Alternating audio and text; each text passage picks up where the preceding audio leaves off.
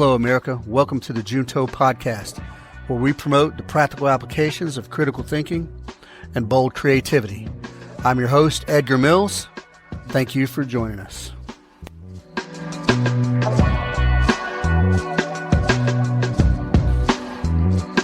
Hello, America. Welcome to episode 57. Thank you so much for staying with me. I appreciate you all for listening, and our listenership is growing steadily, and I'm very excited about that. So thank you all for listening. Today's episode is a unique episode in that it is a conversation with my friend Trey Johnson. Trey Johnson is a battalion fire chief over in Gwinnett County, and that is his career. He's been doing that for several years. And in addition to being a battalion fire chief, he and his wife host the Command the Room coaching podcast, and they have a leadership coaching business together, consulting. And it's pretty interesting, and their podcast is pretty insightful. It's interesting to me because their personalities complement each other pretty well. Now, you'll hear Trey here today with me, but Allie, in contrast, has a very, very positive and bubbly voice, and it just sounds like she's smiling all the whole time, and that's pretty awesome. I like it. So they complement each other very well. So Trey comes out to shoot with me. That's how we met, and we discovered just through conversation that we both have podcasts.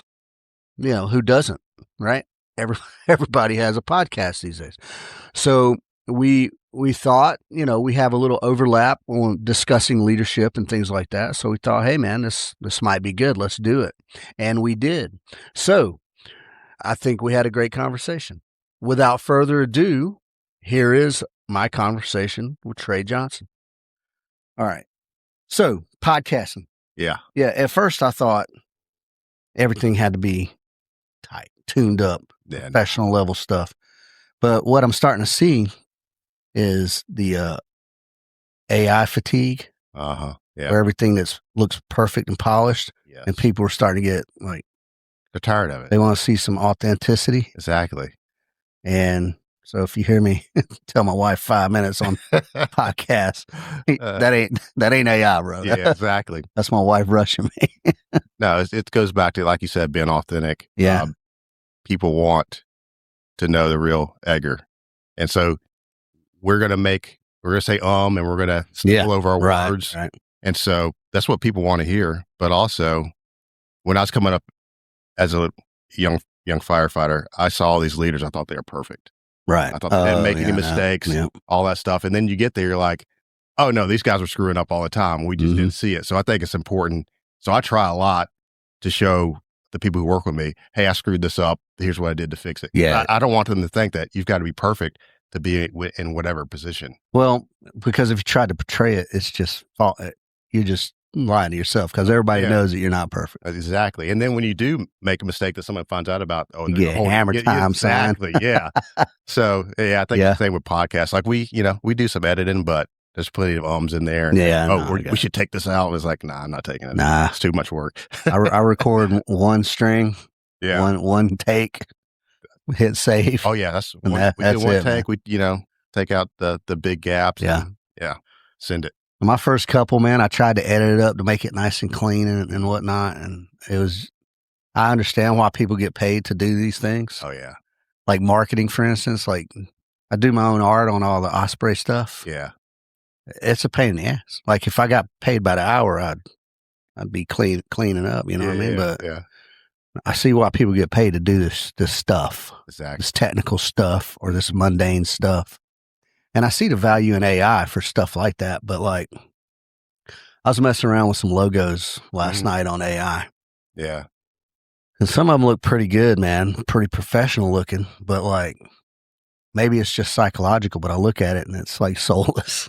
Do you know what I'm saying? No, you can definitely tell when something's AI. I can, read a post on Instagram and like immediately I'm like, this is all AI. Yeah. It takes a little bit from it, even if it was their words initially. Like it's just too clean, it's too perfect. And hey, I use AI for some stuff, but I try to make sure it's 95% me, you know? No, yeah, me too. Because I do a lot of writing and stuff, but I use it to structure, you know what I mean? To put it in the right structure or grammar, right? Right, exactly. Yeah. I don't look to friggin' T2000 for content. You know what I'm saying? Yeah, exactly. Yeah. Skynet taking over my podcast or whatever.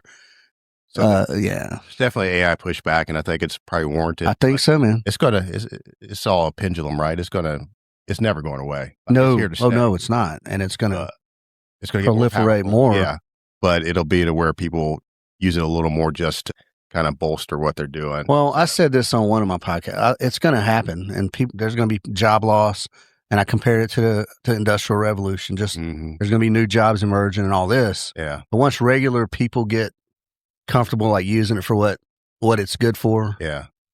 Because right now, like, you know, they were talking about making whole movies or just AI, eliminating Hollywood altogether, and I'm like, yeah, good, but that'll never. Oh. It's like watching bad animation, yeah that's exactly. the same, pretty much. Except somebody actually created that animation, though, whereas the computer did. Anyway, it's soulless a little bit. Oh, but absolutely. What I said on my podcast was, it's going to take over the mundane tasks. Exactly. The friggin' monkey tasks, just and if people use it for that, why not? Yeah. You know what I mean? Exactly.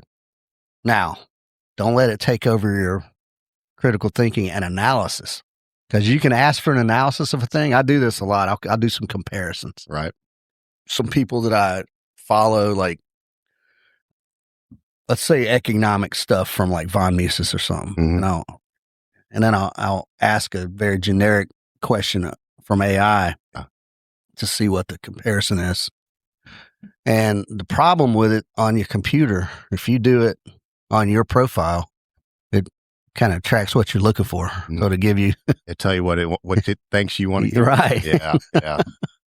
So even then it's not like it. Well, I don't know. I think I guess there's been false information out there also. Oh yeah. I don't use it enough to have to worry about that. AI hallucinating. Yeah.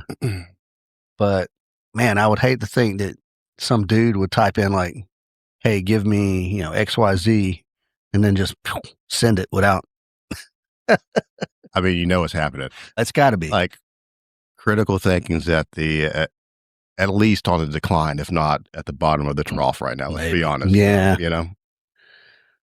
For Christmas, I buy occasionally, like, I can't remember the name of the company, but there's like these critical thinking card decks. Oh, really? Interesting. And, it gives you little thought exercises, and it defines, like the fallacies and all these and that. Oh, wow. Okay. That's cool. Give those out for Christmas. Nice. Stuff, man. You think anybody uses them? Yeah, I know. My daughter, That's awesome. You want to argue, bro? Yeah, give my daughter a call. Nice. She'll hit you. I can only imagine she's got your genetics. Oh, my God. Not my genetics, bro. Okay. It's my mom's genetics. No. My grandma's genetics. There you go. God rest both of them. They're both dead. I love them both. But they're both hard women. Listen, there's nothing wrong with being hard. Nah. We need more hard people in this world. Yeah, man. AI, that's always at the top of the list. Who would have thought we'd start this thing off with AI bashing? I'm not, though, man. Like, I'm not. There's limitations. Yeah, there's limitations. All right, so the thing we're talking about on your podcast, which is Command the Room Coaching. That's right. Yep. The last one you guys did, and I don't remember the title of it, but you guys were talking about, you know what? Yeah, I'm going to look it up real quick. And you guys were talking about leadership, and one of the things you said that caught me was, said being imaginative as a leader.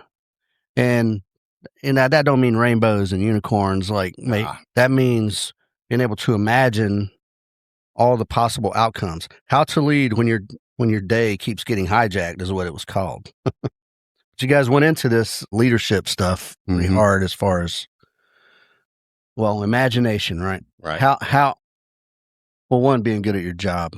Now, I'm convinced. Now, I said this before that I disagreed with one of the things you said. Yeah, I was going to bring that up. I'd like to, let's dive into that. So I think if you're a good leader somewhere, you can be a good leader anywhere. I think we both agree. Yeah. Mostly. I think we totally agree. So I said something on a podcast, and I said something like, sometimes leaders don't translate to other. That's what I picked up on. Yeah, other industries. And I was talking about mainly about military and first responders, because we're very command and control. Right. Yeah. And you push back, which I appreciated. And I think you're right, because I wasn't necessarily saying that a military leader can't run a business. Yeah. I think what I really should have said, and what I was getting at, is sometimes we can be inflexible. That's not a good leader. That's it, man. Yeah. And so what I was saying, you see military leaders or first responders try to go into the private sector, and they fail because they're inflexible. Yeah. And they were already not a good leader. That's right. Yeah. So if you're not a good leader in one sector, you're probably not going to be a good leader in the other. Yeah, absolutely. But I think the reverse is true. Because there's tons of military dudes that get out and just do wildly great things. Mm-hmm. They take the processes, some of the process, not all of them, but and apply them. Yeah. And then they soften it up a little bit to talk to, or average human people who don't get yelled at every day. Yes. And then they do great things. So I think the leadership traits, yes, maybe there are born leaders, but I think it's a learned behavior, just like violence, just like fucking whatever else. I think it's both. A little both, right? You're born with some innate traits that might make you a good leader. Yeah. But you gotta learn and grow. And I'm a big proponent of lifelong learning. So. Right. Yeah, absolutely. So the character traits just support what you learn, how you learn to be a leader. So some people's character traits aren't conducive to.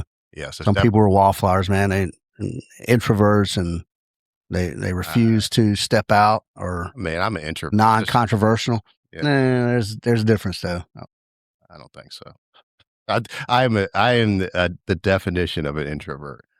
Well, but if you were an introvert, like a deep introvert, you wouldn't be out here shooting at a match, for instance. No, I don't think so. See what I'm saying? No, I disagree. Why?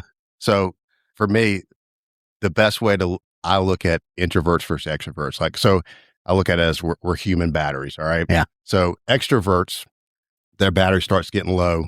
They want to go out, hang out with their friends. That fills up their battery. Yeah. Introverts are the opposite. I come in here this morning, my battery's full. Yeah. As I talk with you, my battery's draining. I do that to people. Yeah. So not just you, just everybody. So then I go home and I chill out, and my battery refreshes. So it doesn't mean that the introvert doesn't want to hang out or can't hang out. It's just how they're. I think that's a unique definition. It is. Yeah. That's a unique definition. So that's how I look at it. So I'm an introvert. I think you should publish that and Trey Johnson. I don't know if it's that unique. I'm sure I heard it somewhere. Oh, did you? Yeah. I've never heard it. Yeah. I've never heard it put quite like that. So yeah, I like it. So you can be an introvert and go into a social situation or give a speech, but you're still an introvert. You're still, you got to recharge. Well, some people are more healthy. Yeah. Some people who are introverts are unhealthily. Yeah. So. Yeah. But that's other stuff. That's other stuff. So. Yeah, man. But back to the imagination. So anyway, I got sidetracked right there. One, being able to look ahead, you have to be good at the job. So when I said leaders can lead across, but you still have to jump in and learn that. Yeah, absolutely. I mean, in depth. Mm-hmm. So for guys like you and me who did the same thing for decades, you learn all that stuff. Yeah. So usually good leaders develop over time. You got to know, because you got to know the ins and outs for sure. But even then, still, some people don't have the imagination to look 6 months ahead. Even I'll go with 5 minutes ahead. Yeah.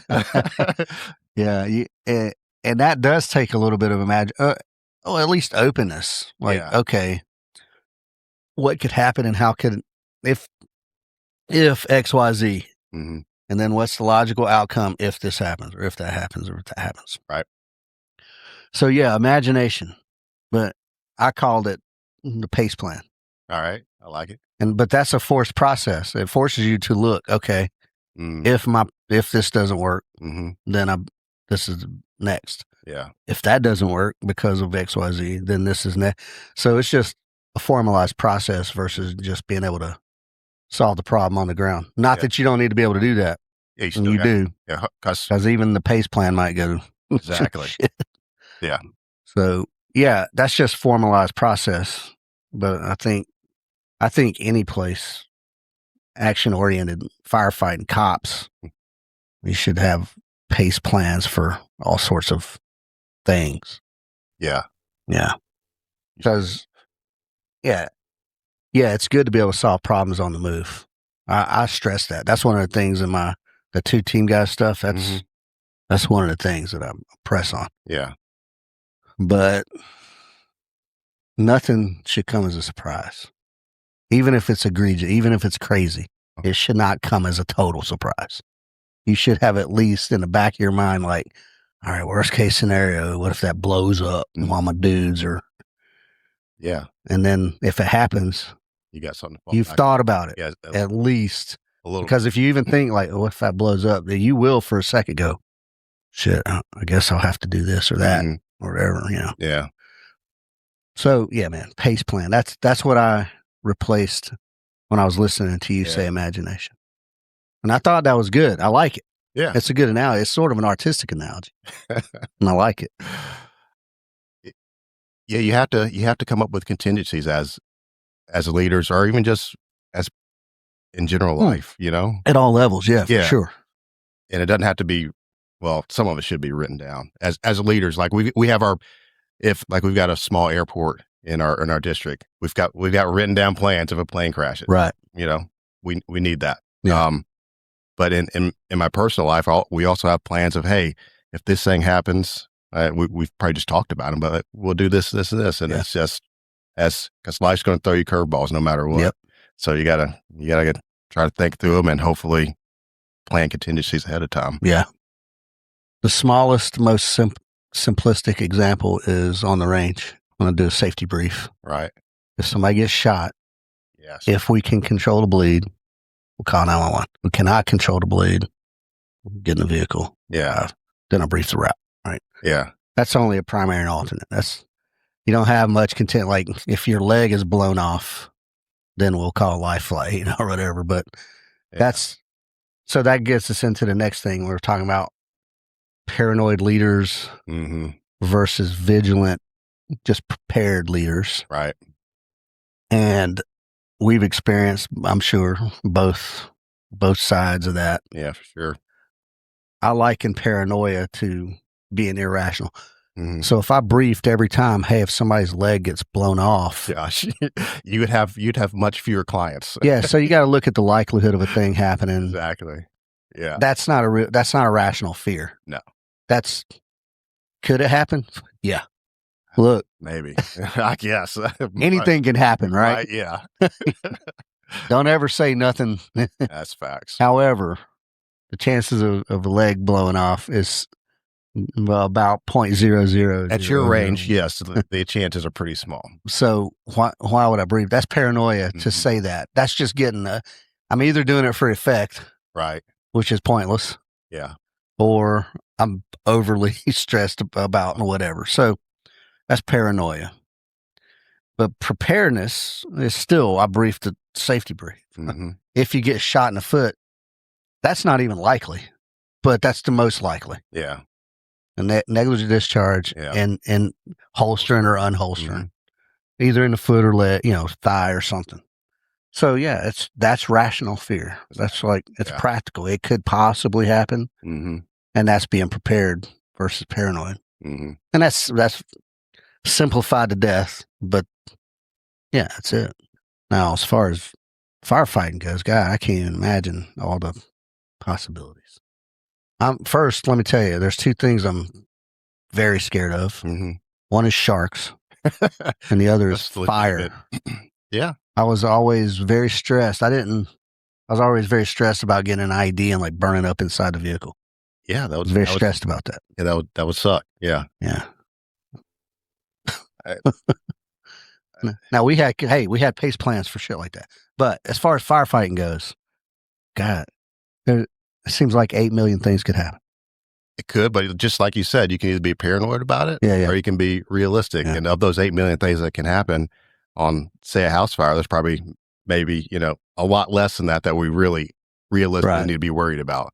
And fortunately, we have the training and the gear and the experience to be able to use. Well, that's it. You're better able to assess, like, all right, this could happen. This is likely to happen. That kind of thing. Exactly. So, and hopefully, if I'm doing my job and I see that, this building is very much structurally unsound. Yeah, we've gotten there and we searched. There's no one's in there. I should be doing my job. Be like, all right, hey, my guys are not worth any building. Right. So hopefully I negate all those 8 million things that could happen. Yeah. So that's just me not knowing what goes on at a real fire. Yeah, exactly. Just like if, I'm sure I'd have some irrational fears if I were doing your job. Yeah. But that's just, I don't have the experience or the knowledge.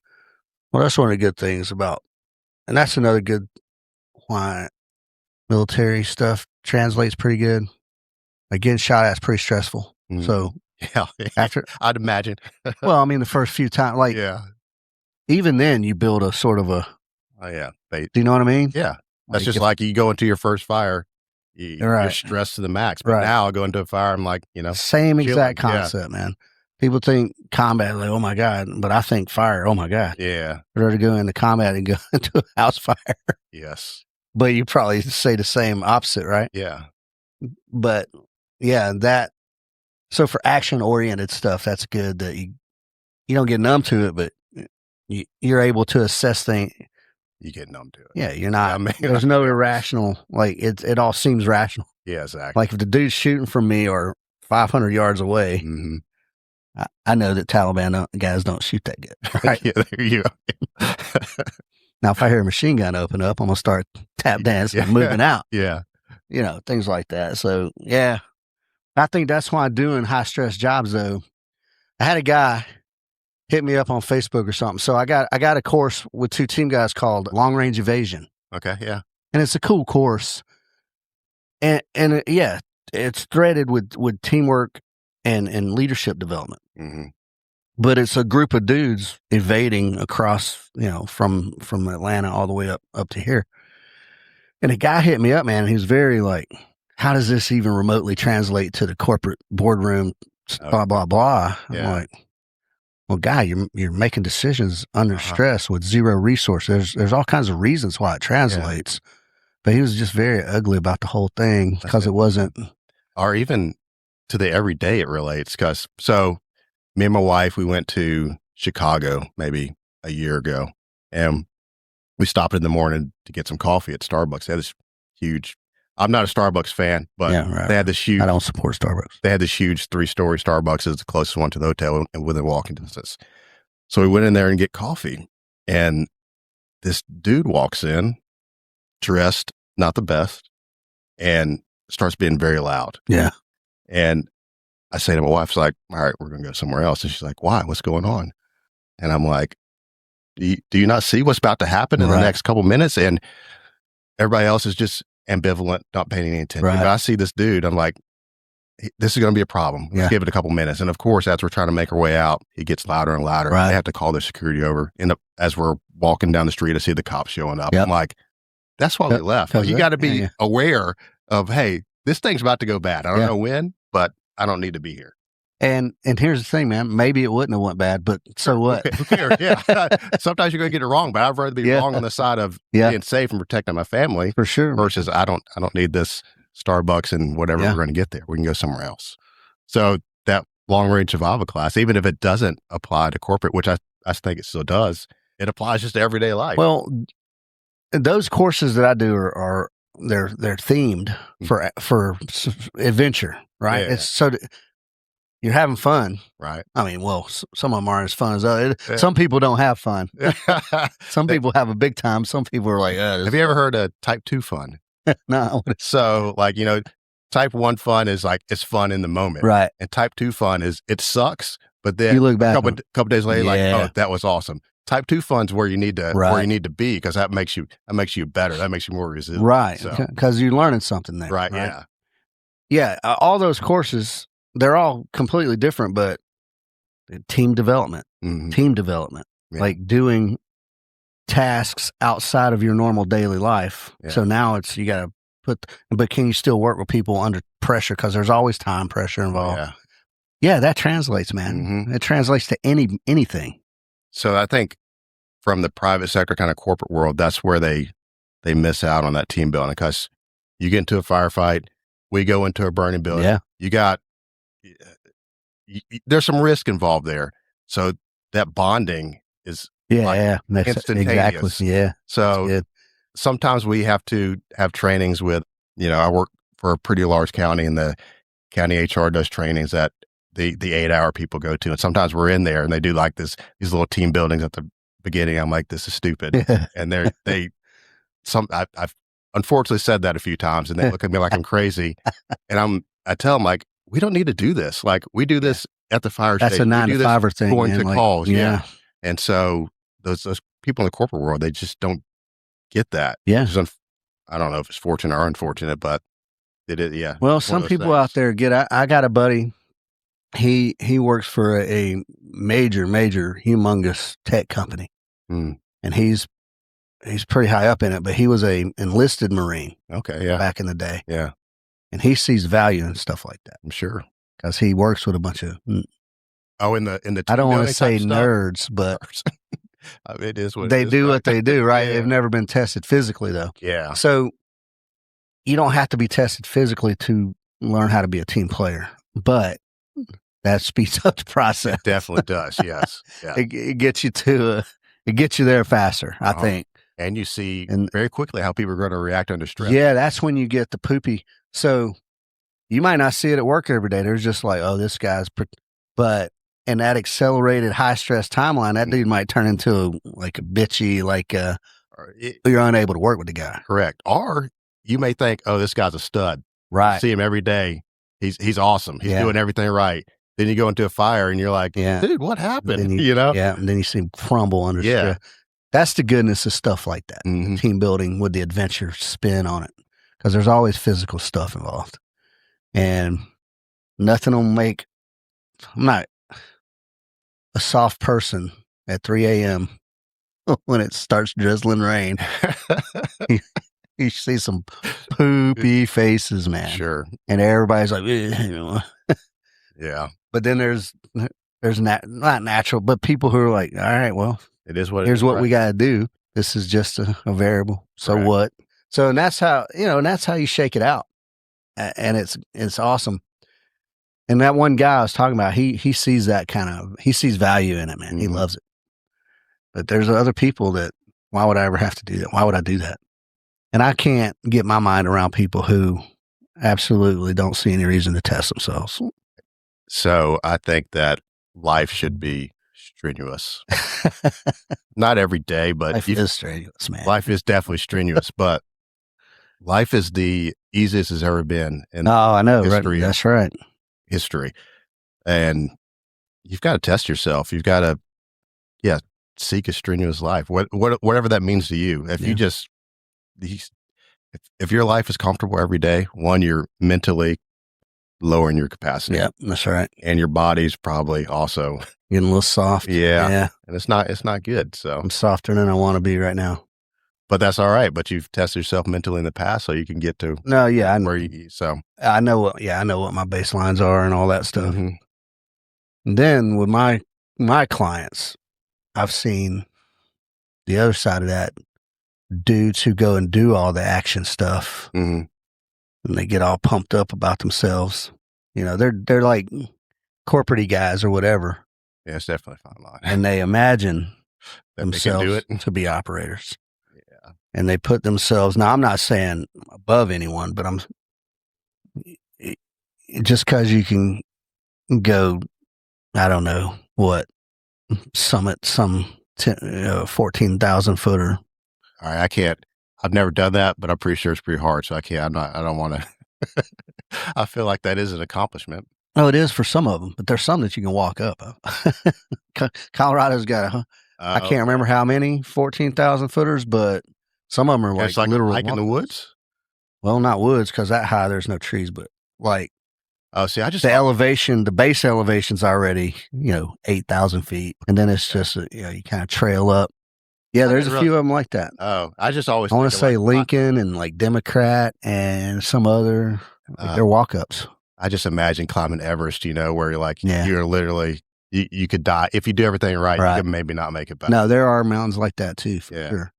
And that's tough stuff. Yeah. But that doesn't make you superior to anyone. No, it does. So when you come back down and you go to the office, you still got to be a team player. You still got to be. Yeah, but now we're talking about. But it's a personality. Yeah, it's personality. Not to call it a defect, but there's definitely a personality issue there that people like that should probably work on. Because nothing makes you better than anybody else. So an arrogant guy, that kind of stuff will fuel that arrogance a little bit. But the arrogance was already there. Right. It was. I guess this is a tangent. So how do you feel about all these classes, and you talk about people wanting to be pseudo operators? Yeah. Is that beneficial or not? No, I don't. No. I don't think so. Yeah, I don't generally like. Well, one, I purposely do not teach tactics to civilians.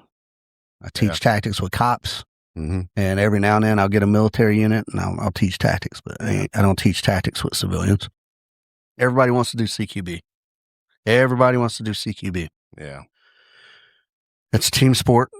And if you ain't on that team, whatever you think you're doing with it, you're not. And then, you got the guy, LARPers, whatever you want to call it. It's fun. They go out and they do it. Yeah. They dress up with all their thousands of dollars worth of kit, and they go enter and clear rooms with each other and pretend like they're awesome. I think you're setting people up for I don't know. I'm looking at worst case scenario, right? Yeah, you go take a CQB class with Osprey shooting solutions, which don't exist, by the way. And then you go home, you hear bumping at night. You start cruising through your house like you're a friggin', you know who Sam Fisher is? No. Splinter Cell, man. It was a game back in. Okay, yeah, I've played that. Yeah. Yeah. The next thing you know, you get smoked in your own house. I don't know, man. I just don't. I got philosophical problems with it. One of my favorite guys to follow in that scope, right? The tactics and shooting. One of my favorite guys is Matt Pranka, and he's a bit of an asshole, right? He's like, he was a Delta dude. Yeah. And I don't care what anybody says. That's the top of the line. Okay. Right. That's the premium model. And they are the masters of CQB, whether it's hostage rescue or direct action or whatever it is. Yeah. And he will just, one of these whatever cool guy YouTube companies will post a video, and then he will just rip them. Nice. And some guy who maybe was in the Army for 4 years or was a SWAT cop on his part-time SWAT team. Yeah. Or some crap like that. And now they're making big bucks teaching civilians stuff that the civilian will never use as a civilian. I mean, it's just. Yeah, why would you? So sell it as fun or don't sell it. Yeah. But they're very deadly serious when they're giving the instruction, right? Like they're talking about how bad guys are trying to kill them in this and that. It just builds up a whole another thing that's just, it's not relevant to shooting a gun.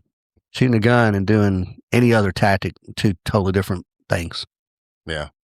So I always believe that shooting a gun is like training any other sport. You get good at the task. Yeah. Isolate. Yeah. That's right. And then if you're good at all the cumulative tasks, you can apply them to whatever tactic. Mm-hmm. Not that if you hear bumping tonight, most grown men are going to get up to see what it is. Yeah. But if you get more than one room separated from your wife, that's probably wrong. Yeah. If you got kids in the house, if you're not going to that room, you're probably wrong. There's all kinds of realistic things that if you try to apply CQB to, you're gonna be a clown. And maybe a dead clown. Yeah, man. Anyway, I don't know how I got off on that. I think I teed that led me down. Yeah. Led me down a hole there. Yeah, CQB is team sport, man. Yeah. If you ain't on that team, don't waste your time and money. Go shoot. Because I guarantee you, everybody on all those videos could probably afford to shoot a little better. Oh, we probably all can. So we all can, right? Yeah. So just go tune that up, man. Yeah. Go tune that up. And if you want to CQB, if you want to move and shoot, go do a match. Because that's all the moving and shooting you need right there. Yeah. I mean, because now you're getting the movement part under stress. And it's varied. Everything, the stages change. So you're getting a lot of variety. So you're learning to apply your marksmanship skill to your agility and all that stuff. Yeah. Man. Yeah. I lost my train of thought on that. You got me. Yeah. You're welcome. All right, back to it. Paranoia, vigilance. All right. Next. Okay, yeah. Fire service versus military. About with AARs. All right. Yeah. After action review. Yep. So the military, even if you do there's a thing called a KLE, a key leader engagement. Okay. Where you and your, like maybe your whole team will go, but maybe just, split team will go. You got some security guy and a team leader or whoever goes in and sits down with a little village chief, key leader and got a meeting with the heads. You know what I mean? Yeah. Even then, you still, when you come back, you do an after action review. And in a lot of cases, it's formalized, especially in pre-train ups to go to combat when you go to a big training center, because everything's on video and shit. You go down, sit down and do a proper, that's awesome. Detailed after action. Yeah. And that stuff, it gets formalized. And now you got something to go tune up. But even as a team, you sit around and I mean, like, all right, you come back off an op, whatever op it is. I don't care if it's a 1 day or 10 day. Yeah. Before you even go back to the team house, you stop at the gas pump, right? Fill up the trucks. Yeah. You go back, you take care of all the stuff so that before you go even back into the team room, the truck's ready to go. Yeah. For the next thing. You never know what's coming. And all your ammo's tied. Then you go to the loadout room, everything gets so it's all ready to go for the next thing. Then you might take a half hour to go shower, maybe. And then you go sit in the ops room and formal AAR. Yeah.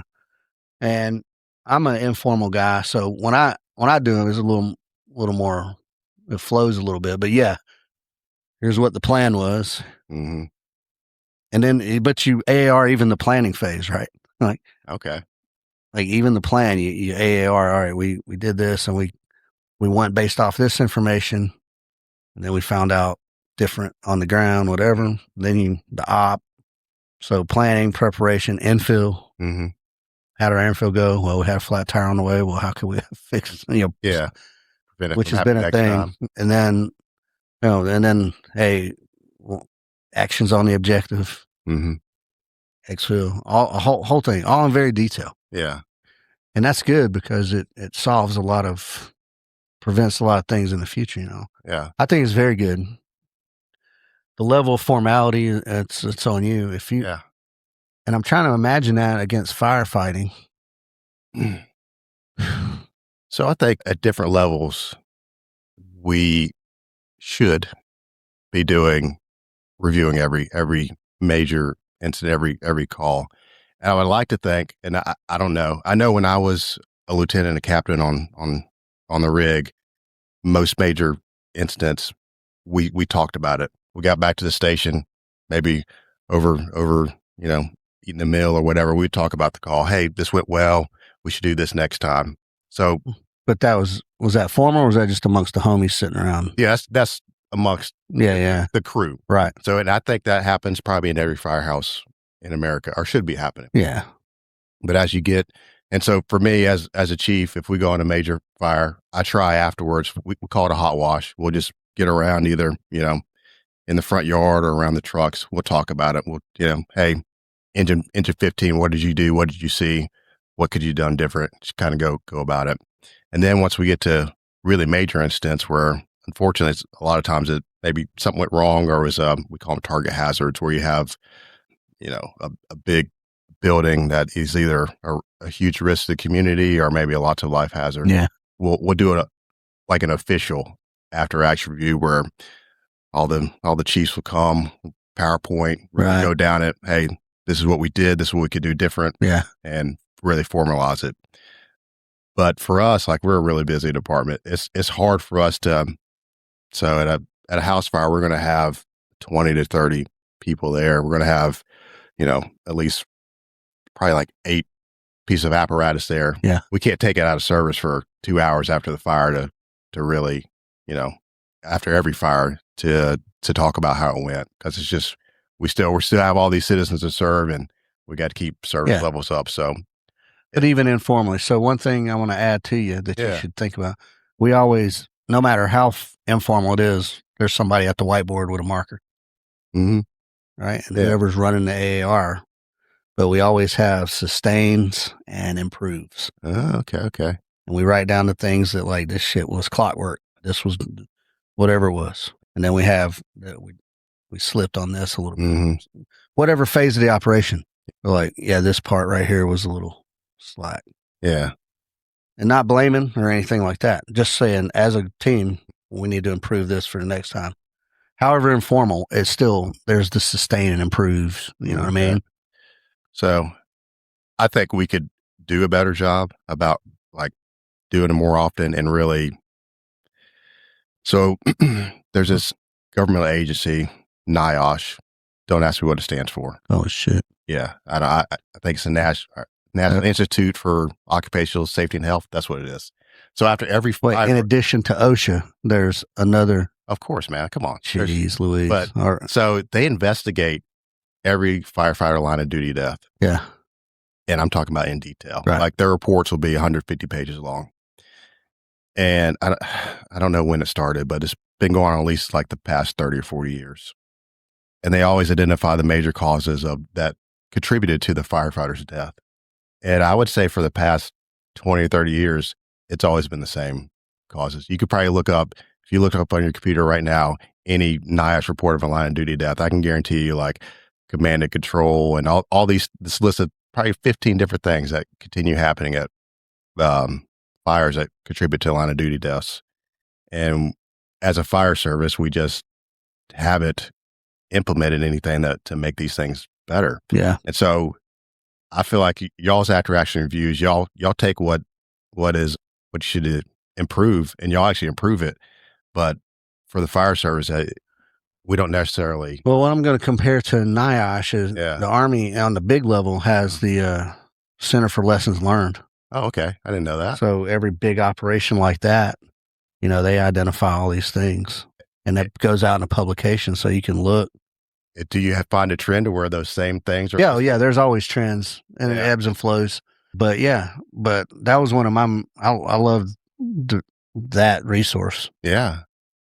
Because they would categorize them. So you could look at SF operations, or you could look at infantry operations. And, oh, wow. Okay. And find stuff that's similar to what. Yeah, that's going to be a question. Was there a big difference between special operations and just normal infantry and the causes? Oh, yeah. Well, yeah, there is. But the ground level tactics are very similar. Yeah. A machine gunner. Yeah. The resources available, the mission itself, usually as a SF team, you're there looking for a dude, right? We're going based off of an objective name, like a guy. Yeah. Right? Yeah. And then just like in infantry, you might just be out doing a patrol, movement to contact. If somebody shoots at you, shoot back, execute your battle drills. Yeah. So there's just a lot of different missions, but. So I think after action reviews are, like, huge and important. That's how you get better. Yeah. I liken it to, a football team. I'm not super into sports. No, I mean, yeah. But they go back every game. Well, they watch film, right? Film. And that's why we do film on the range down there, right? Yeah. That's how you get better. Like, and so we need to be doing the same thing in the fire service. I think so. If you're in the corporate world, you need to be doing the same thing. That's how you improve.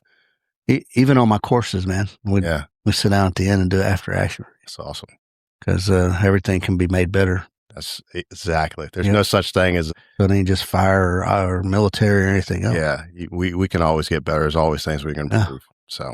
And even corporate level stuff, product launches, whatever. You can after action review that shit and be like, man, if we would have done this right here, we would have got it. And it's not hard, and it can be informal. Yeah. I think the key is you've got to, whoever that leader is or the organizational culture, you've got to make it so people are willing to actually speak up and say, hey, well, I screwed this up. That's my the culture, bad. Right? Yeah. That's the culture. And a lot of cultures don't allow that. Well, if you admit, hey, I messed this up, or some AARs get heated. Well, now, that's going to happen. They're not right? supposed to. Well, but I'll give you an example. Yeah. I'll give you a quick example. This is just a little war story, but we were on operation and we had a little bit of friendly fire that was potential, nothing bad, like, right? That's good. But still. Guess who I could, because I was on the other end of it. I didn't speak to that guy for like 3 days because I would have beat him up. Yeah. And I didn't want to do that. Yeah. You can't be a team sergeant and go beat a dude up. Probably not. On your team. Upon, huh? But I would have. Because I was very irate. I would say that was probably warranted. I don't know how I'd. I think it was warranted too. I don't know how to react to that. So I think it was warranted too. But in the AAR, I'm trying to decide if no. I just sat quietly, man. And he was across the room. I was irate, but you do it right after the fact, man. Everything's still. Yeah, no, you got it. But that was still a few days. That was a long op, right? It was maybe 8 or 10 day op, and that was a few days. So there's even days go by before we got back, and I was still fucking irate. I can imagine, but sometimes, good on you for knowing to take that time to cool down. That's definitely an important leadership skill to have. I know I've been there where I've wanted to talk to somebody in the moment, like, you know what? Yeah. I should probably, this is not the time for this. And that dude, after the AR and all that, and they said what they said and they gave their statements because he had a team with him, some infantry guys were with him. After they said everything they said, right, I was like, all right. And then over the course of those 2 days before I addressed him, I went and talked to the young guys. I was like, all right, man, there ain't no master sergeant. Just tell me what happened. Oh, man. And they told me. And it didn't jive up with what he told me.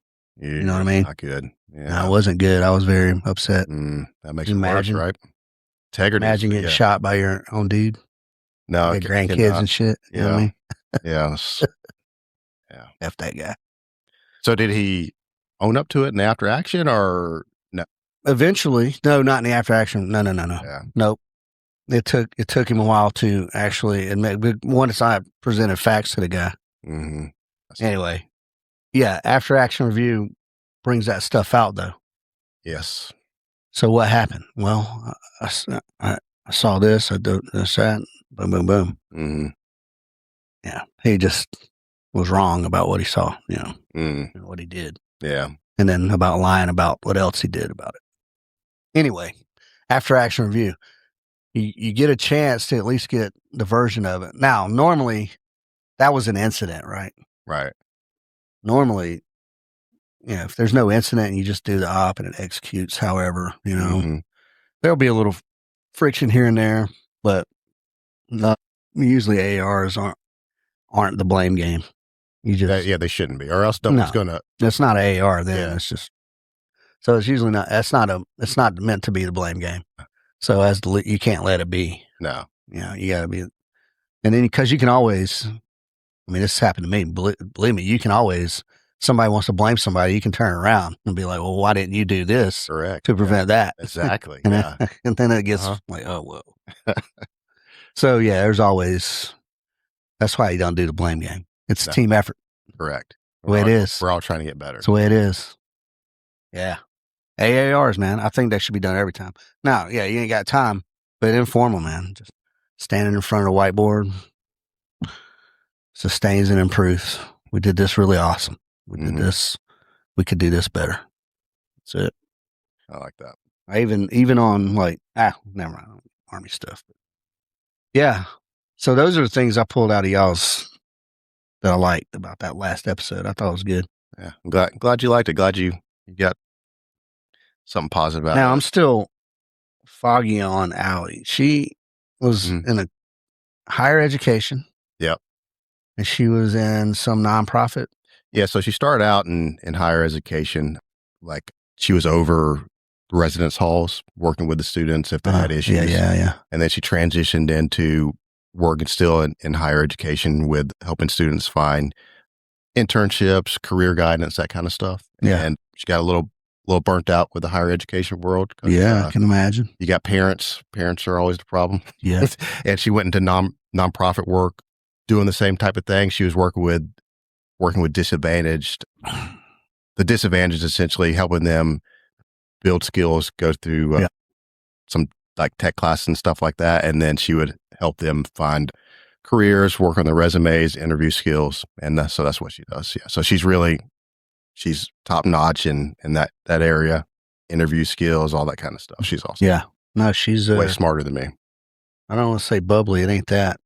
But she's got a positive tone. Oh yeah. She's definitely positive. She's not toxic positive, but just positive. Yeah. She definitely balances me out because I am not positive. So yeah. I wouldn't, I call myself positive, but people would not look at me and go, yeah, I just expect good things to happen. Yeah. See, my motto in life is, low expectations equal happiness. So if you some of us have too high of expectations. Well, see, mine's different, and I've changed. I used to be a very cynical son of a bitch. Yeah. Oh yeah. I would hate to see that. But these days, man, I was one of my team leaders once called me a curmudgeon. That's a nice word. That's funny.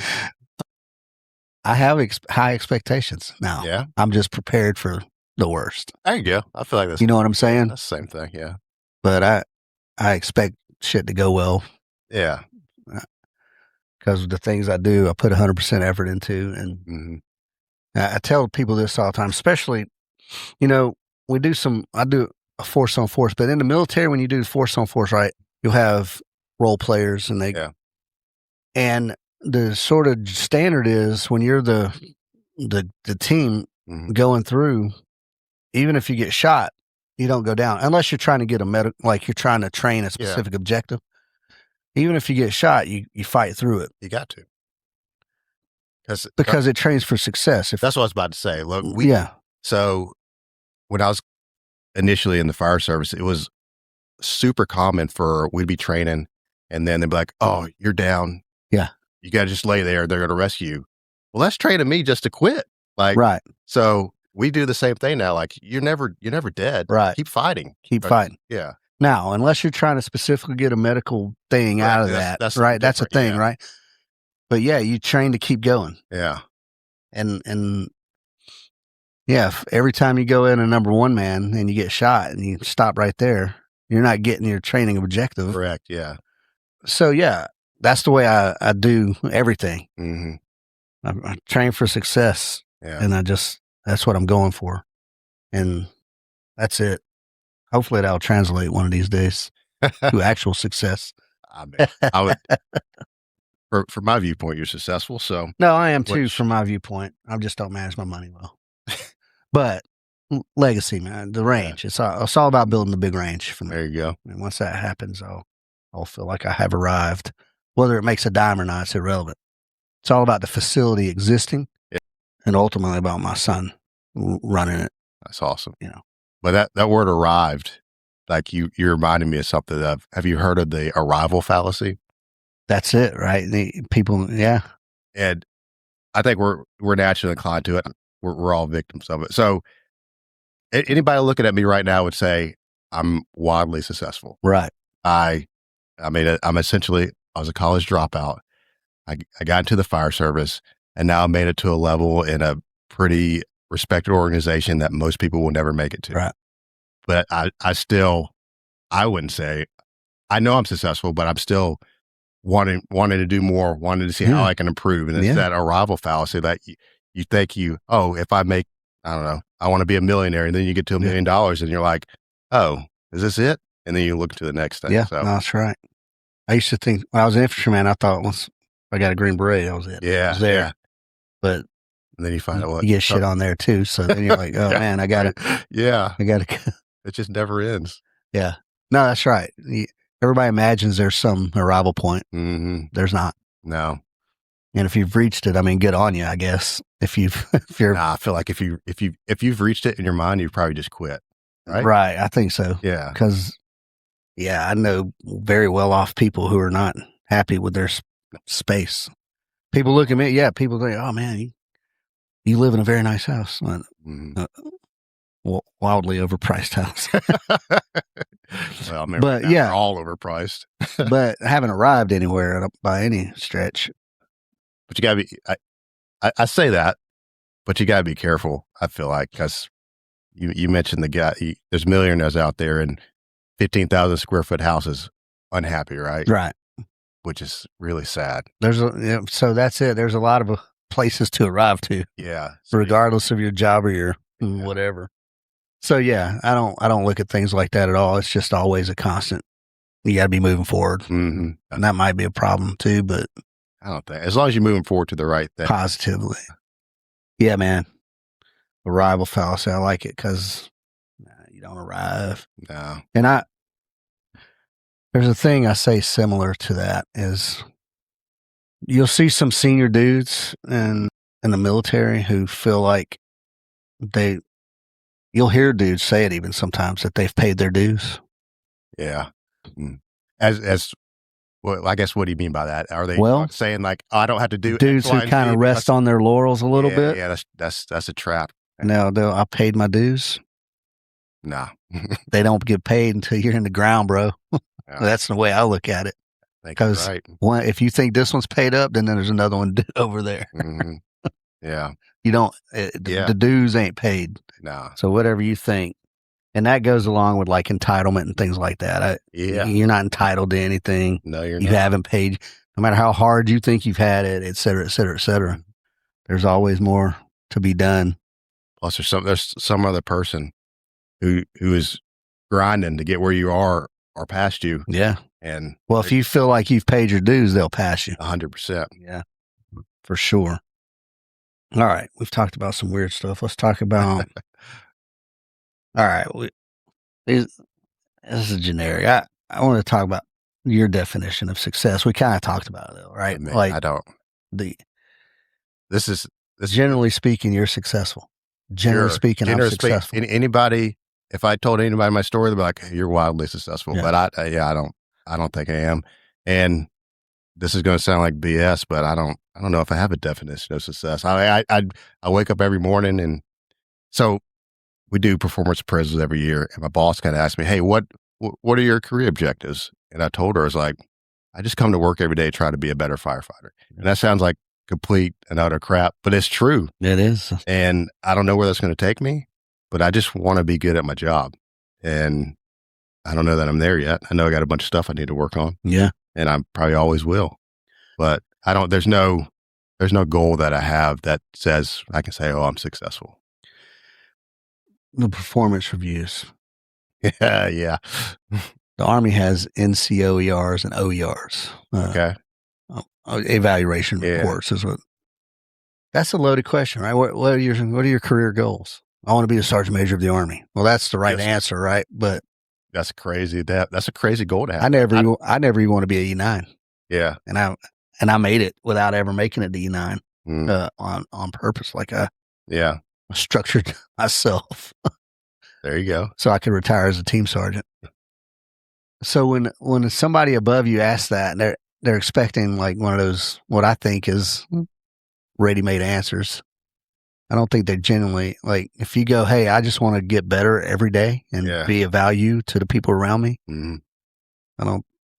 To me, that's the right answer. But I don't think there are ulterior motives when I was asked that question. I think it was, well, maybe not ulterior, but oh, really? Yeah. I don't think that was the answer that was expected. Let's go with that. Yeah. Which is, I don't know.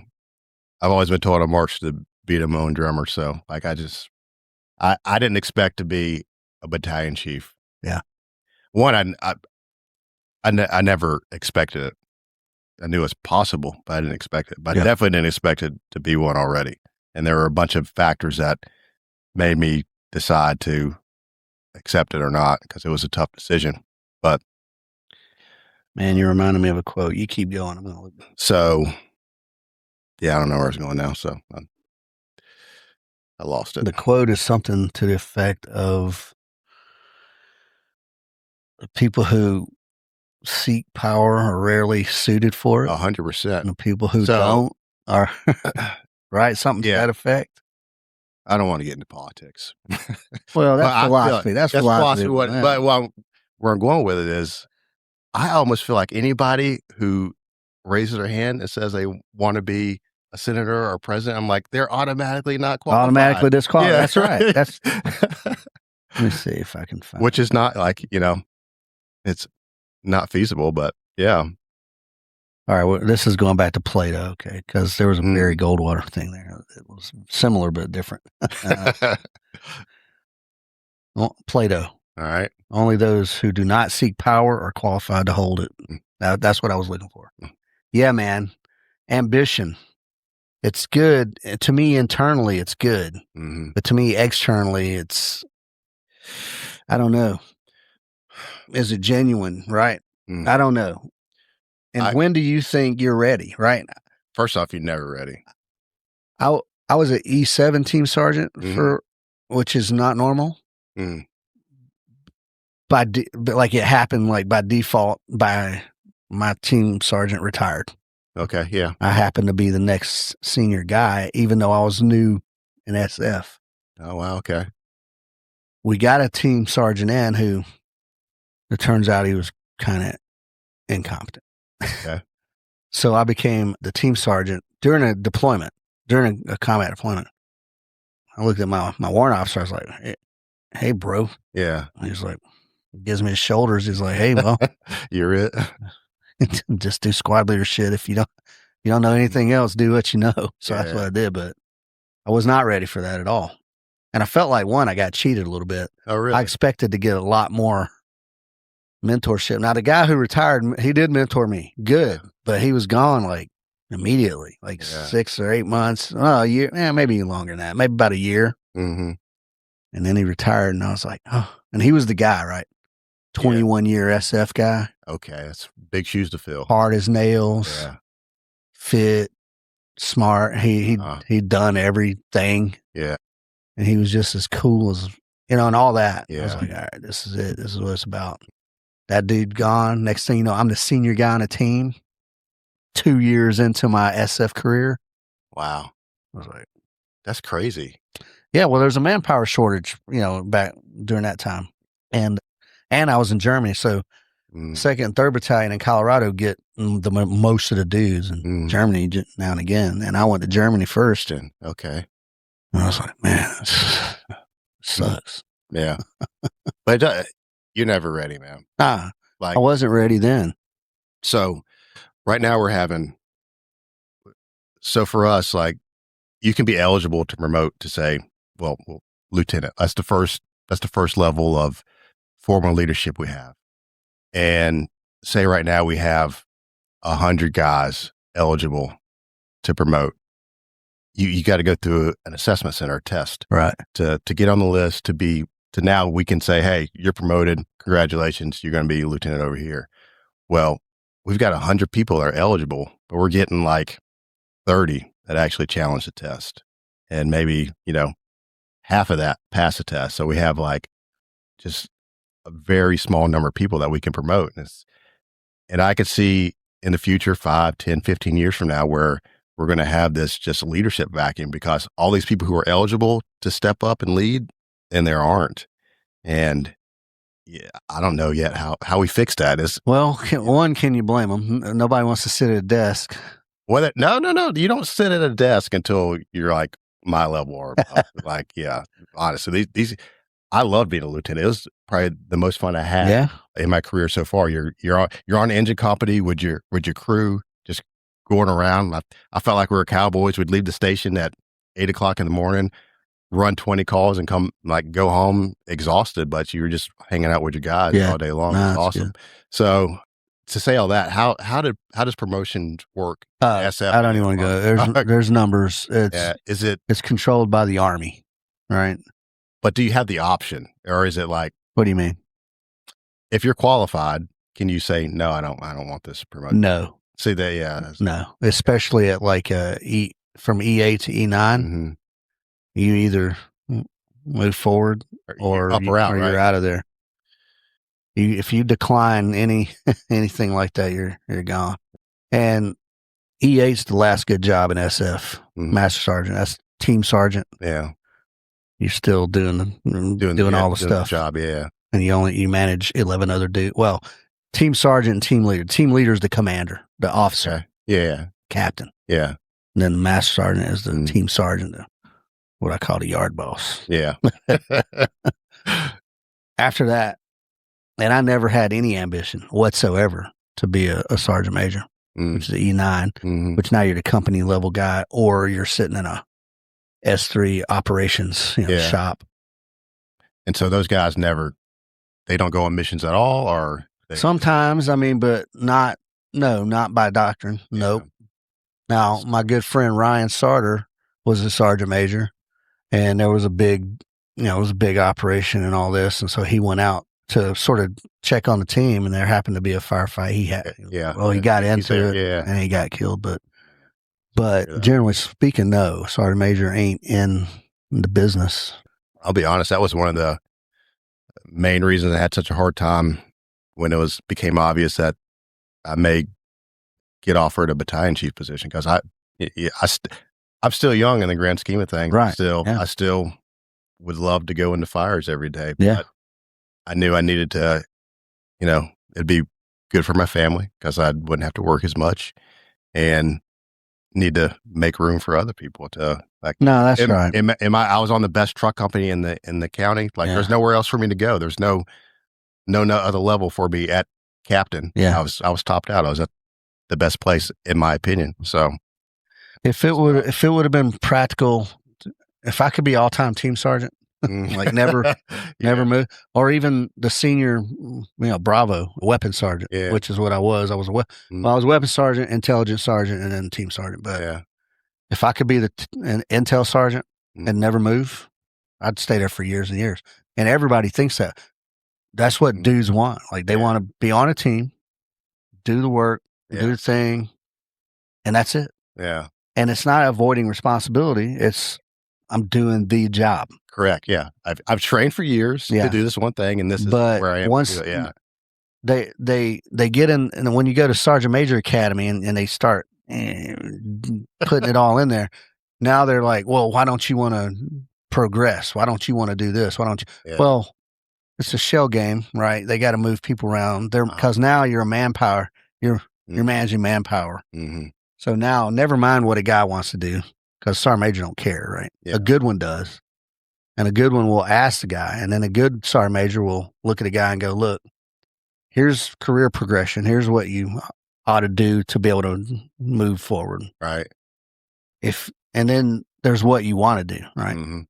And if you do this, you may stagnate, or you're going to get pigeonholed into a certain thing. Mm-hmm. Some guys don't mind it. Yeah. And there's dudes that linger around group, man, just not progressing. And I don't like the model. I like the British model, where your pay grade is not the same as your job.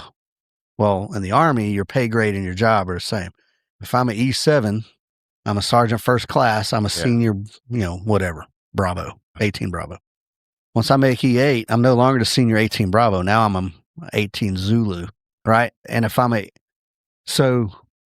a company, there's slots. Mm-hmm. So every team has 12 dudes. Right. These are the 12, 2 18 Echoes, 2 18 Bravos, 2 18 Deltas, 2 18 Charlies, 18 Fox.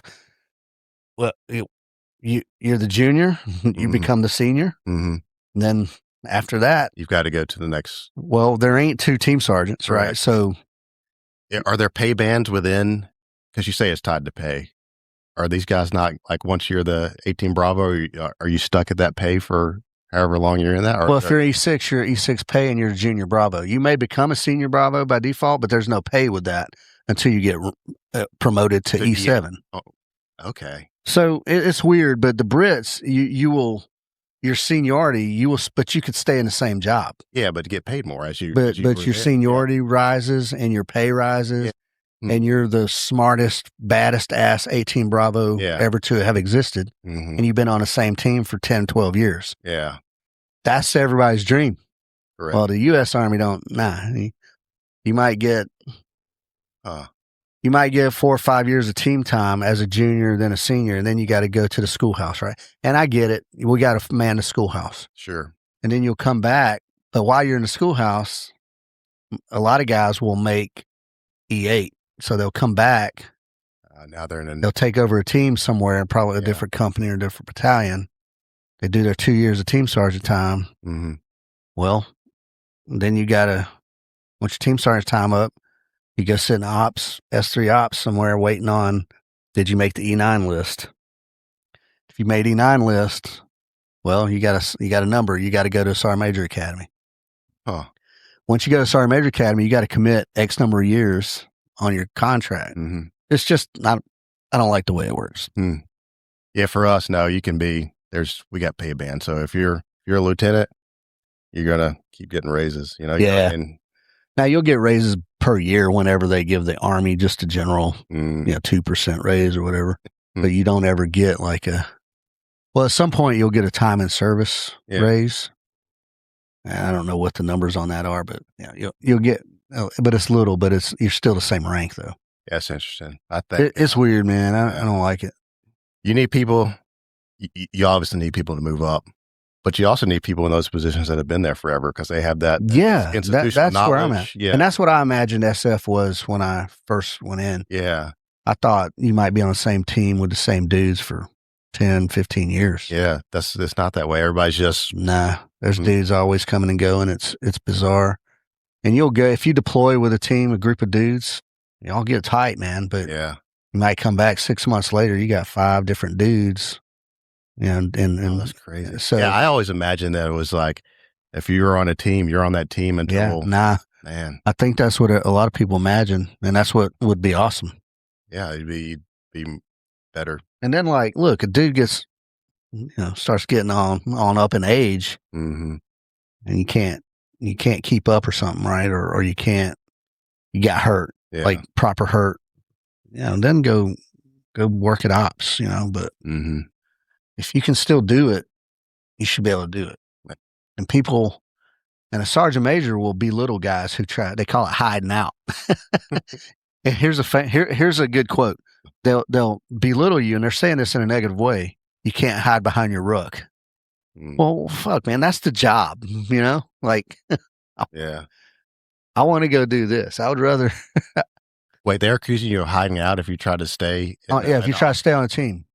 Oh, that's crazy. Yeah, it's crazy, right? Yeah. It doesn't make sense. Because they're just being. That's manipulative. Yeah. That's a manipulative phrase to make you want to move on, so they can put somebody, so they can move guys around. Crazy.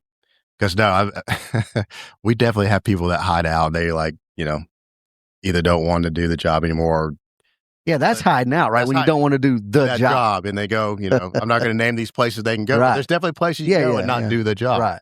And sometimes I get it because we think firefighting's one thing, and then you get into the fire service and you realize it's totally different. And it ain't for everybody. Yeah. So those people hide out, but I would never. Yeah, that's hiding out. Yeah, if you want to stay on the truck forever, that's not hiding out. I would say a guy who goes to I was in SOCOM for 3. So you got to do a instructor or broadening assignment sometime in your career. I think that's awesome. So no, it's not bad. Yeah. But if you go do your 3-year stretch, and then you go back to group, right, and you get back on a team or whatever. Yeah. But there are dudes that'll go and then they'll try to wiggle their way into other jobs at there so they can stay there. Yeah. Well, you're not doing the job there. You're doing a job, and everything's important. I get it. But I mean, some things are more important than others. But now dudes will hide out at places like that, at SOCOM or even at SWIC, where that's the schoolhouse, right? Yeah. But they go and they keep creeping in little open spots there instead of going back and getting on a team. Being on the team's where it's at, man. That's other than that, what's the point? And that's the way a lot of guys look at it. I mean, and that's why you lose a lot of good guys in SF. They'll come in and do 1 or 2 contracts, 3 or 4 year, however long the contracts are. And then they've been there too long, and now they got to go into a job that is not the job. Right. If it looks like they're going to get swicked, and their contract's coming over, like, nah, fucking, I'm out of here. Yeah, that makes sense. That's not. Yeah, they should change that. Like, why would you? Well, I agree. You spent all this money to train them, and then why would you? One of the least creative entities on this planet of Earth is the U.S. Army. Yeah. So why would we try to retain the dudes we know are good dudes? Yeah, that's crazy. They look at you, if you're like, nah, I'm going to get out. And once they realize that, like, you're getting out, you become like a pariah, you know what I mean? Yeah, they shitbag you, and you're like, that sucks. They cut you loose immediately. So that's crazy.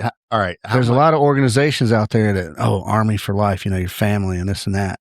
Oh, that's... But there's individuals, leaders out there. Yeah. They will cut you off. I hate the whole, we're a family. Nah, it's bullshit. It is. It's manipulative. It's manipulative. Like, yeah. That's to get you to put out while you're there. Yes. Yeah. So the problem is you don't have to be urged to put out, especially in like SF, right? Yeah. I don't have to manipulate somebody to put out. Dudes are there to put out. I was about to say, at that level, you shouldn't. No. That's a problem if you have to. And that's the difference between like elements that have selection processes, right? Rangers and SF and CAG and places like that. You have to go through a grueling process just to get there to put out. What's the average cost of an actual operational SF person? Oh man, I don't know. It's crazy. And the reason I'm asking is, I think for us, the average cost to get somebody from hire date to actually on the trucks able to do the job is $200,000. So it behooves us, and I would imagine the Army as well, not to lose these people. Like, that's a huge loss of money that just walks out the door. You can $300,000. Yeah, that's one dude, one person from entry level all the way through the Q course. So, and then if they're leaving after, what'd you say, like 5-8 years? Yeah. So you got to add in all the training, all they've done up to that point. Like, why just let them walk out the door? Like, why not give them some path that doesn't? Nah, they do re-enlistment incentives, kind of across the board. Some of them are okay sometimes. Like when I hit 19 years, there was a $150,000 bonus that was available. And wow, I didn't get the sentence out of my mouth before my wife was like, take it. But that was check. That 150. No, it was over the course. Nah, you don't get the $150,000, bro. Hang it. You'll get a lump sum, like 20 or something grand, and then it pays out over time. But that cost me 6 years. That's a long time. Now, if you do math on $150,000 divided by 6 years, I'm not good at math. It's all right, but I mean, it's not. It ain't super awesome. Yeah, you get $150,000 all at once, it might be super awesome. Yeah, but anyway, so they're strategic about it, and that was for senior level dudes. But I'm pretty sure firefighters ain't getting no $150,000 bonus. I don't know. Do you got that? Nah. So when I went to paramedic school, we got a bonus. It was like $10,000, but it's kind of the same as you. It's over 5 years, and know, Uncle Sam takes his cut. Right. But ain't no one giving us. No, we're not getting no bonus to stay around.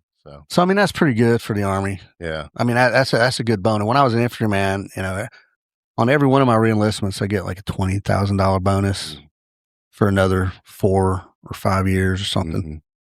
I got lucky with the way the bonuses worked out. Yeah. I just my timeline happened to work out. There was always a bonus available.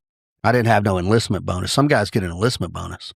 If there's a hard up MOS, like satellite repair guy or something, where there's like 3 of them in the Army and one of them's retiring, they need another one. Is that a real MOS? That's there's all kinds of jobs in the Army, man. And there's some of them that are so obscure that like you'll get a $35,000 sign up bonus just to sign the dotted line, which is, that's pretty good, man. I would say so. Yeah. Depending on what the job is. So I ain't saying the Army ain't full of opportunity. It is. Yeah, for sure. But just saying manipulative leaders. That's where I'm going with that.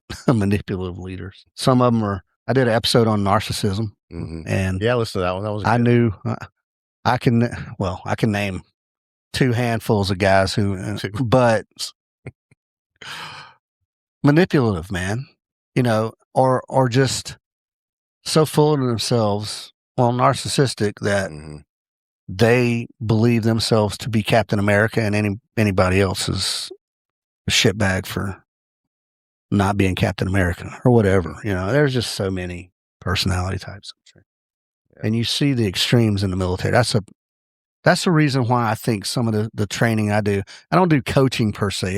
It's all crafted in a course. But I think the reason I'm able to translate it was because you see extremes in the Army. Mm-hmm.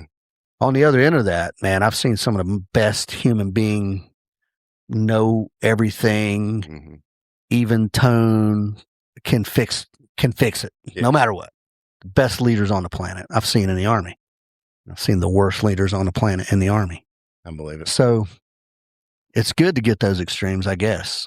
It sucks in the moment. I've probably learned more from some horrible officers that I've had from the good ones. So there's things I purposely don't do today that I was like, I'm never going to do that. Right. Yeah. So. You got to look at it all as learning. Now, for all the listeners out there, if you're under a horrible boss at this moment, just suck it up and, either make the change or just understand that this too shall pass. Yes. Yes. Because you can learn from horrible leaders. It's just, you gotta translate it, what not to do. Yes. There's some, goddamn. Yeah. There's some bad ones. The Army, man. But I imagine in fire, it's the same though. I imagine in police, it's the same. Anywhere is the same. Because power attracts narcissistic people, or that dark triad. Yeah. And oftentimes it's rewarded, because if I'm looking at somebody that reports to me, all I'm seeing is the work they're sending to me. Right. And they may be, if I'm not doing my job and really looking to see how their crew is reacting to them, they could be narcissistic or not treating their crew correctly. And I could not be seeing that. So a lot of times you find people who are not good leaders still rise up the ranks because they do good work. So,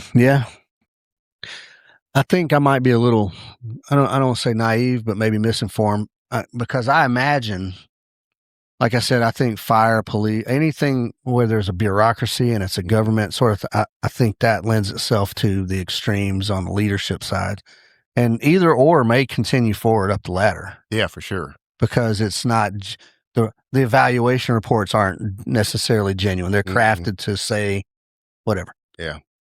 And maybe naively, but I think that on the civilian side, it seems like somebody would see that and be like, no. You think so? I don't know. And I think it's easier to fire. It's easier to fire people as a civilian, right? Like, I think. Yeah, I feel like it probably is, because it takes some work to hire somebody in the fire service. Exactly. Any government bureaucracy, it's hard to fire people. Where in a civilian company, like if you own the company and you're the guy, all bets are off. I guess that's it. Yeah. But probably, I hope that your company's probably not doing that great, unless you just got the best idea and you've cornered. If you're a shitty leader, your company ain't going to succeed. Correct. So that's why I think, maybe naive, I don't know, but I think as in a civilian market, you have to be a little more balanced, because there has to be tangible. Especially if there's like a board of directors, right? And there ain't the profits coming in. Why ain't the profits coming in? Well, they're not performing over here. Well, why aren't they performing? Yeah. Well, this guy's an asshole and nobody wants to work for him, and we can't keep people. There's turnover or whatever. Yeah. So I think you can identify that stuff easier. Yeah, you might be right. Yeah. Yeah, I think. I could be wrong. I don't know. I've never worked in corporate. I'm not. Yeah. I'm not going to say I never will, because who knows what'll happen, but I don't know that I'd be well suited for it. No, I wouldn't. I can't. I'm not a formal person, and I can't sit in I just don't want to put on the facade to sit around an oval table. Yeah. And certainly not stroke somebody else's ego. Why are the tables always oval? I never really, I don't know, man. Got an oval table down in my team room down there. But I got, why is it oval? Because it costs $50. There you go. It's big enough to hold like 8 people and costs $50. I don't know. Knights at a round table, maybe. Yeah. I don't know, man. Yeah, I don't know. I know the leadership translates because it just does. But I would think from a procedural, it's easier to get rid of non-performers. I think you're right. You see all the time, some scandal happens and the CEO is gone like the next day. So yeah. Now, how those CEOs get booted but walk away with like a $32 million the golden umbrella severance package and medical for life or whatever. I don't know how all that works, but I wish I could get some of that. Me and you both might become CEO and just do something. Yeah, and just get fired. Just be an asshole, get fired. I can be an asshole. That's good. I'm good at that. Oh, we all can. I can do it. All right, man. Leadership. Yeah. So I think it's fortuitous that you and me met. How'd you end up coming out here? You just see an ad or something, or you know somebody? Or no, I think the old Google. Google machine. Yeah, I was looking for right close. Looking for. I don't know if I was looking for a place to shoot or instruction. Probably instruction, and yeah, you popped up. I was like, let me give this a try, and it came out, and I was like, this dude's all right. Yeah, I think it's fortuitous. Yeah, for sure. Life's weird that way, right? Cool that you got. Yeah, it is. Yeah, it is. So before we started recording, we were kind of talking about things that happened in our past, and I said, things happen for a reason. I literally don't have any real regrets in my life. Right. Bad things have happened. I've done really stupid stuff, but it brought me here. So if I had changed that stuff, it wouldn't be happening. Yeah, things do happen for a reason. Yeah. I think it's, because who knew we'd both be doing podcasts on leadership stuff or whatever. I call mine philosophy, though. I talk about other stuff. Yeah, you definitely go on some deep dives. I'm here for it, though. I like it. I did that on purpose. My friends talked me into doing my podcast. Oh, you're good friends. They were like, "Hey, let's do the podcast." Yeah. I was like, "Let's do it." Yeah. So I think that's another good leadership trait is you need to know when to say no. But I very rarely say no to things that are going to challenge me or help me grow, especially if it's like some weakness that I've identified or someone's pointed out to me. Because if you asked me 2 years ago if I would be on a podcast, I'd say, nah, I'm not doing that. Same here, bro. So. I started this one in October 24. Okay, yeah. Me and the boys talked about it for probably 6 months prior. Now, in their defense, both of them have kids in competitive sports. From one of them, he's got a college age all the way down to like, I don't know, 6 or something. Yeah, it's awesome. And he's got like 5 kids, and they all play some sports. And then my other buddy's got a high school competitive dance and cheerleader, and then a middle school traveling wrestler. Okay, like I didn't know they had travel wrestler, big style wrestler. Yeah, so they're both on the move constantly. I can only imagine. But it was their idea. Yeah, and the Junto came from both of those dudes. Okay, because of the Ben Franklin connection. But what the Junto, calling it the Junto pocket, opens it up to any topic. Because if you do the history on the Ben Franklin, it was called the Leather Apron Club, or it was called the Junto Club. Okay, one or the other, or both. I mean, it was known as both. But homies would meet at a pub and talk about whatever, improving the world around them. That's awesome. And at that time, it was a small world around them, but still, how can firefighting came from that. Yeah, Ben Franklin started the That's first right. That was a product of the Junto. Okay, I didn't know it was a product of the Junto Club. That's right. I knew Ben Franklin as a father. Well, Ben Franklin started fire service. So the Junto Club, that was 1727. That's when it started. Yeah. But they started. I think they started public libraries as the early versions. Yeah. They started volunteer firefighting, the early versions that became firefighting. I want to say, did you know that Ben Franklin invented swim fins? I did. No, I did not know that. So anyway, the point is, you can talk about anything. It's all relevant. Yeah. I hit philosophy a lot. I like politics, but all kind of stuff. Leadership is a big one. So there's a lack of open dialogue, I feel like, in the country in general. Everyone's got their little camp of what they believe. Yeah. It's better if we could all just talk openly with open mind, and you learn more, and you find better solutions to stuff. So, yeah. Now, I've yet to have anybody on here that is a direct challenge to like my belief system or something. Yeah. Like maybe one day I'll get a communist on here to have a conversation, but okay. but I believe in open dialogue in that spirit anyway. Yeah, we all got to in that spirit. we need more independent thinkers. Yeah, that's right, man. That's right. And that's one thing I don't. Well, y'all are very specific on leadership coaching, and that's good. That's got a target audience. Yeah. I don't think I have a target audience. I'm just trying to push. Your target audience is independent thinkers. That's what I'm trying to push, right? Yeah. That's it. Yeah. Independent thought. Even if we end up disagreeing, I'll go ahead and tell you why you're wrong. But independent thought. Get out of the blue team, red team, friggin' independent thought. Sure. That's where it's at, man.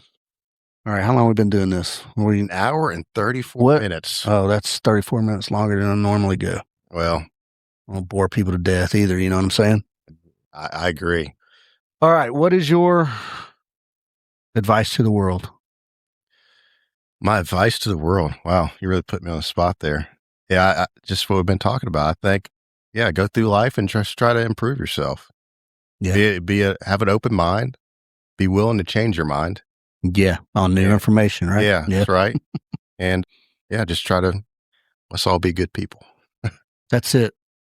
And that's what I like to leave people with is on the be good people thing. Treat everybody with good manners. Mm-hmm. Yeah, let's just start with that. Just treat everybody with good manners. Yeah. The same, right? The homeless dude and the CEO. Oh, facts. Yeah, for sure. Treat everybody with just the baseline good manners. Mm-hmm.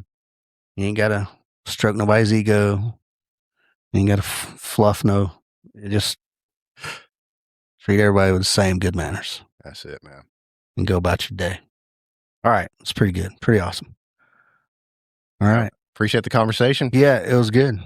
This will be airing on both podcasts. That's right. All right. That's awesome. All right. That was Trey Johnson and myself having a conversation about things. I hope you enjoyed it. Do go over to Trey's podcast, Trey and Allie's podcast, Command the Room Coaching, and give them a listen. It's pretty good stuff. Yeah.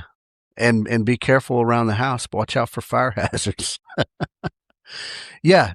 Trey Johnson, Command the Room Coaching. Thanks for listening, folks.